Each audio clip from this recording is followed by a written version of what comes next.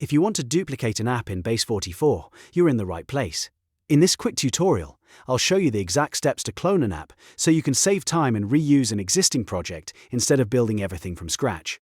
This is super useful if you want to create a copy for testing, make a new version of an app, or start a similar project with the same structure.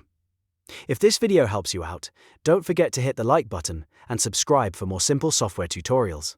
Alright, let's get into it. First, log into your Base44 account and make sure you're on the main dashboard.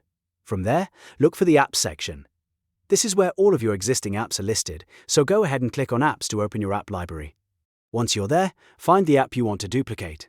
You can scroll through your list and choose the one you want to copy. Next on that app, look for the three dots menu. This is usually the options menu for extra actions. Click the three dots and a drop-down menu will appear with different options for that app. In that list, you should see the Clone App option. This is the feature that creates a duplicate version of the app you selected. Now click Clone App from the drop-down menu. Base44 will generate a copy of the app, including its current setup and structure, so you can use it as a starting point for a new version. Depending on how large the app is, it may take a few moments to finish cloning.